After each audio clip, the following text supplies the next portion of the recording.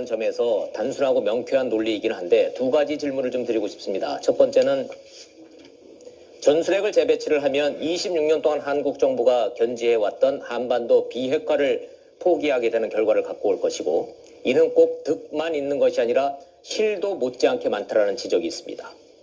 두 번째, 정작 전술핵을 갖다 줘야 할 미국이 전술핵의 재배치에 대해서는 트럼프 정부가 마치 군사행동을 하겠다고 하는 것 위협은 하면서도 전술핵 재배치에 대해서는 미온적이다 못해 선을 긋고 사실상 반대 입장을 견지하고 있습니다. 자, 이럼에도 불구하고 득보다 실은 없다라고 지금 믿고 계십니까? 지금 그 원 기자님 질문하시는 그 비핵화 포기라는 거, 그거는 질문 자체가 잘못됐습니다. 91년도 한반도 비핵화 선언을 할 때 북이 핵을 안 갖는다고 했습니다. 이미 핵을 갖고 있고 비핵화 선언은 그게 무의미해졌습니다. 아무 의미가 없어졌어요. 그런데 여기에서 실은 무엇인지 내가 모르겠습니다. 핵은 핵으로 맞서야지.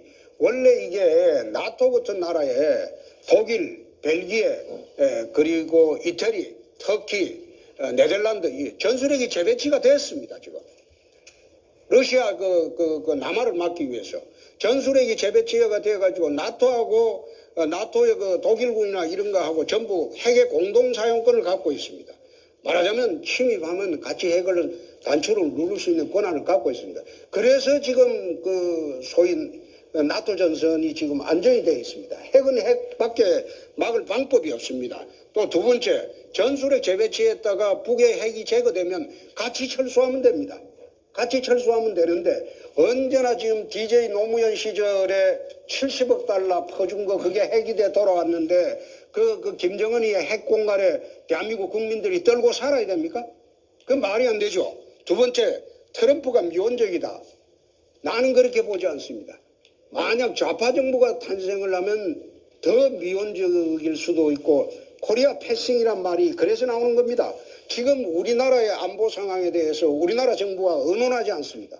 중국과 그 러시아와 일본과 의논해서 지금 북타격 여부를 지금 결정하고 있습니다.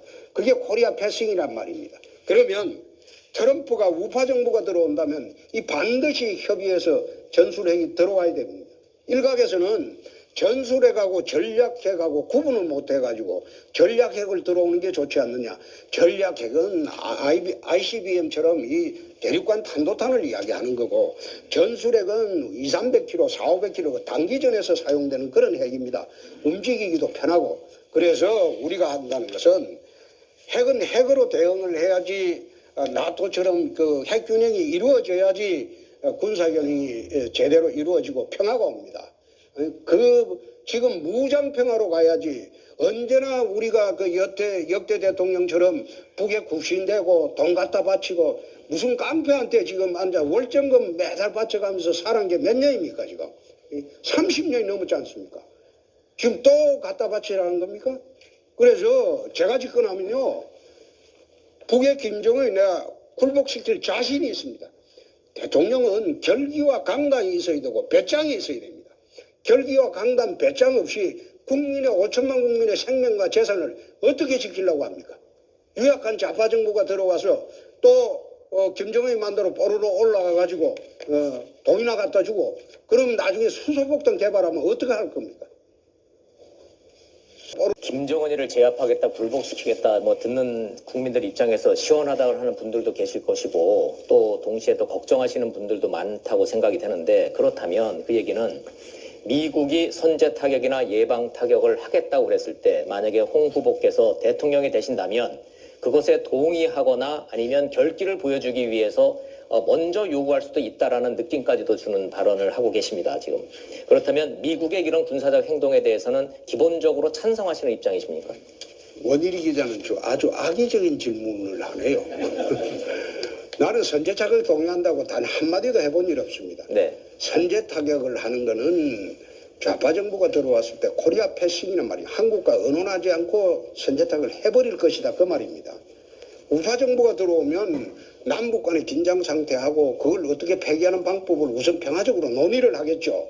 그러나 좌파 정부가 들어오면 논의를 하는 즉시 이거는 바로 북에 알려주니까 미국이 한국 정부와는 전혀 상의를 안 할 거라는 겁니다. 그걸 거듭 말씀드리면 코리아 패싱이라는 게 한국의 존재는 없어지는 거예요. 그래서 제가 들어오면 트럼프 행정부하고 적극적으로 협력해서 남북의 긴장성과 군사 대치 상황을 어떤 식으로 없도록 해야죠. 그것이 제가 집권해야 될 가장 큰 이유이기도 합니다. 그때 동아일보조선 비호감도 1위가 내가 알기로는 문재인 후보입니다. 나는 한참 있다가 2위고. 근데 그걸 꼭 패널들이 종편에, 내가 종편 보면서 느낀 게 왜 종편이냐? 요즘도 보니까 종일 편파 방송한다고 종편이에요. 그래서 이 종편을 제가 만들었습니다. 예? 제가 만들고 내가 요즘은 종편 보면서 참 후회를 합니다. 그 당시에 종편 만들 때 법을 민주당 반대 무릅쓰고 제가 만드는 법입니다. 그래서 좀 이제는 좀 평상심을 가지고 보도를 해주셨으면 합니다. 예.